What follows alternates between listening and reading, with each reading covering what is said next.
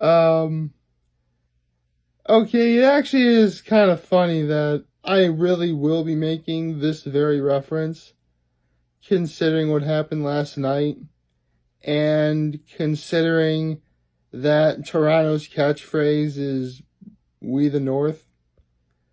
But just like in Avatar: The Last Airbender, Book 1, or Season 1, Chapter 20, or Episode 20, The Siege of the North, Part 2, see that's why it's funny, because of the North thing. It is not over. Man, we got ourselves a Game 6. I guess now I'm like, am I actually going to be right about this? Am I actually going to be right about both of the predictions I made for the Stanley Cup Final and the NBA Final? I don't know. I mean, it's still up in the air, and there's plenty of room for me to be wrong.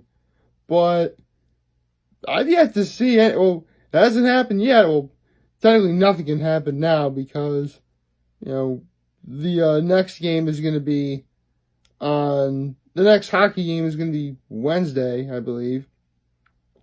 And, well, actually the final game. And the Game 6 of the NBA Finals is going to be on Thursday. So, yeah. I actually have some time before the next one. I guess sort of relax and, I guess, process everything? I don't know. But, yeah. I can't believe I was actually able to make an Avatar: The Last Airbender reference in a video like this. Well, to be fair, though, I did have to think about it a little while before I started recording, but, it still works. Seriously, though, I know I say this a lot, but please go watch Avatar: The Last Airbender. I mean, I know that for people of my generation, you kind of missed out when it first premiered, although that might be a blessing in disguise, considering what my thoughts are on the end of seasons 2 and the first half of season 3. But with that said, you should still watch it anyway, because it's still one of the best shows I've ever seen. Again, it's another one of those shows where you get like one of the greatest endings or finales ever, but it's like a flash, because again, it's not as good as, Harry Potter and Deathly Hallows Part 2 or Avengers Endgame. And I think it is about time I explained why. Really, okay, so the end of Season 2, or Book 2, was called The Crossroads of Destiny. And the season ended on not the best. I mean, it was a great episode, and it got, great praise and everything. I personally didn't really like how the episode played out. And it was very obvious we were going to get a Season 3, and we did get a Season 3 1 year later. Now, you're probably thinking, well, a good show usually waits a year before the next season premieres, right? Well, yes, but here's the thing. The season, spoiler alert, Season 2 ended with Aang almost dying. And we had no idea what was going to happen next. So I'm left heartbroken and sad, waiting for, something new to appear so, I can watch and be excited again. And we end up waiting an entire year, in which during that time, no kidding, I forgot the show existed. That's not a good thing. And so when we finally do get a Season 3, they do the same thing at the end of the first half of Season 3, where we have to wait another year until the final half of Season 3, where everything's all resolved, which was even more bothersome because the animation for several of those episodes in the last half of Season 3 were done. They just chose to wait a year. Yeah, I'm not gonna lie. People are complaining about how Nickelodeon was complaining about how a lot of their best shows are now going to be streamed online instead of actually premiering on television. Yeah, I like to make the argument that that stuff was happening before then. So, yeah. Now, I've been talking for a good little bit, and I didn't even do the morning intro. Happy Tuesday, everybody. Yeah. So, if you couldn't already tell, we got a game 6. We're getting that on Thursday. We can't wait. Don't really know what's gonna happen. Sorry, someone's right now. Trying to crack a knuckle with one hand. Sorry. Yeah. Nothing really. New coming on. Amphibious coming in a week. We do have a new episode of America's Got Talent. Can't wait to watch that. See what acts are gonna be next. That should be exciting. Again, a lot of these acts, of course, we want to succeed, and of course, I want to see do well. We all do, but in the end, it really boils down to what, America wants. Although, truth be told, I have been watching, some of the America's Got Talent, The Champions, which was, just a few months ago. Just because, I really did like that show, and plus it was Terry Cruz's first season as a host. And I still gotta say, one of the best acts I saw, and easily deserved to be in the top 5, was the sand artist. Seriously, I saw that act again, it made me cry. I'm like, it was one of the most beautiful versions of art telling a story I think I've ever seen. And it was actually technically happening in real time. Well, not real time, but you get the idea. It was actually moving and flowing. It was great. I love that. That's honestly why I prefer seeing a movie over reading a book. Because I can actually see what's going on. Yes, I know reading is supposed to invoke imagination, but trust me, I'm a very imaginative person. Okay? I don't really need reading to prove that. If you want, I'd rather see the picture than just being told what it is. Which, I guess in a way, a movie does technically provide spoilers for some things if you haven't read it, but if you had no intention of reading in the first place, is it really spoilers? I don't know. Let's see. Oh yeah, right, there was one other thing I want to talk about today, and I actually remembered to do it this time too. So, yesterday I looked up First We Feast Instagram, and we have a new guest of Hot Ones, of course, and I actually remembered who it is, and who it is now, which I'm going to tell you. It's actually Trevor Noah. Now, for those of you guys who don't know, and it really is about time I talked about this as well, considering that, I think enough time has passed when we talk about this.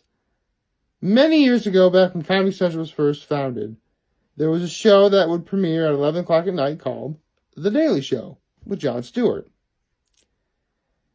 It was basically a comedy news-related show, which talked about more of the political side of things.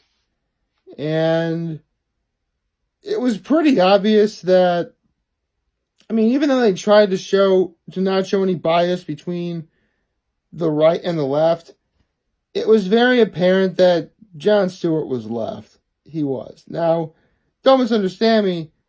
I believe in horror. Now, understand, I might be a Republican, and I certainly don't flaunt it, but I'm also a firm believer in something called horseshoe theory, which is basically the far left and the far right, or from your point of view, it's going to be the far right and the far left, depending on the fact that, you see me, I can't see you. Anyway, the far left and the far right actually have more in common with one another than the people who are closer in the middle. In a way, shaped exactly like a horseshoe, in a way. So, with that said, Jon Stewart got a little bit of, well, here's the thing. He had a guy who worked with him called Stephen Colbert. Yes, that's Stephen Colbert. And Stephen Colbert became so popular, he got his own spinoff called The Colbert Report. Well, eventually Stephen Colbert got himself under some sort of scrutiny, which, personally, I thought was really stupid considering what the circumstance was. And so he had to quit the show. And then eventually Jon Stewart did later as well. Quit The Daily Show, that is. So now Jon Stewart's retired, But, The Daily Show was still popular and was still really good. And, I did see Jon Stewart's final episode. I didn't really watch The Daily Show that much, but, it did emotionally resonate with me because I did watch whatever I could. And so, with Jon Stewart no longer hosting The Daily Show, they need someone to fill the void, which is why they got Trevor Noah, who is going to be this week's guest on Hot Ones. So, yeah, we now have, confirmation is going to be Trevor Noah. I have seen some of his work. Trevor Noah is funny.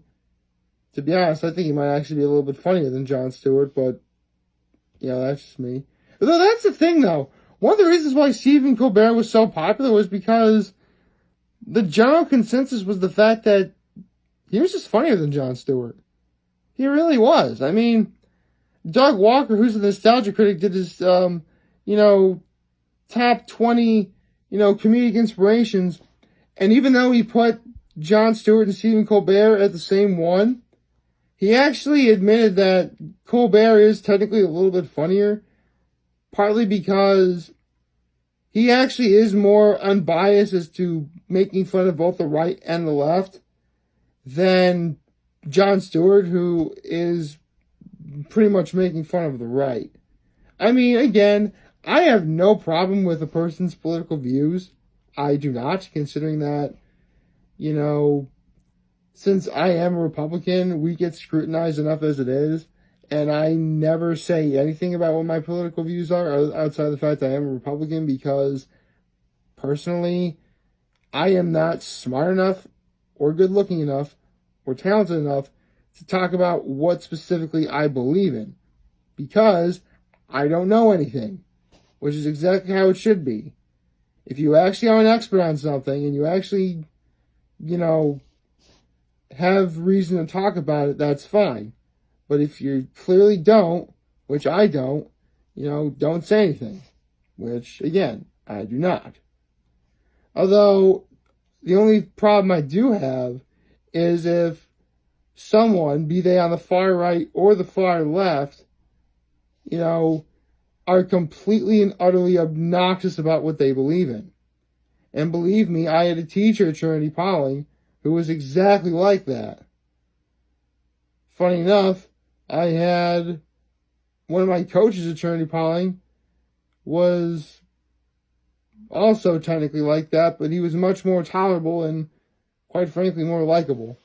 But, that's just my humble opinion. I'm not going to, again, I really could get into more of the semantics about, politics and stuff, but again, I am not the right person to do it.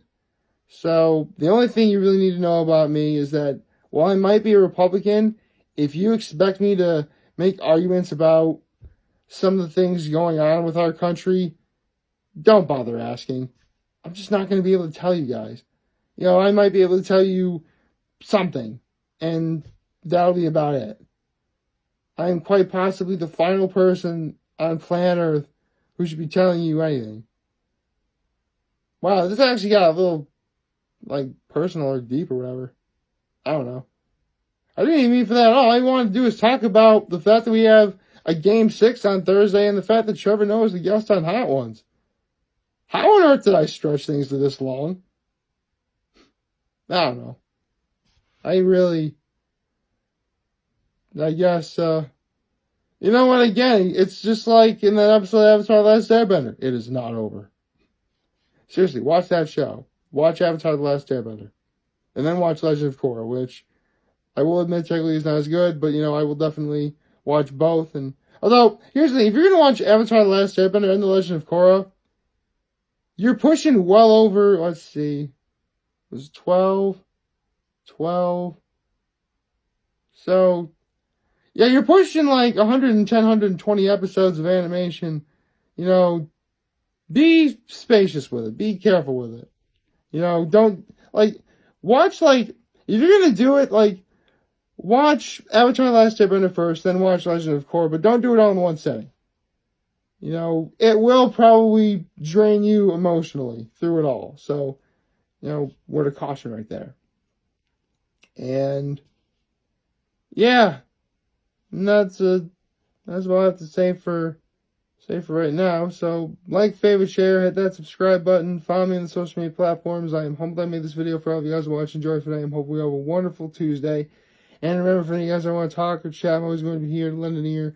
And I'll always have your back. Take care. And, of course, make good choices. See ya.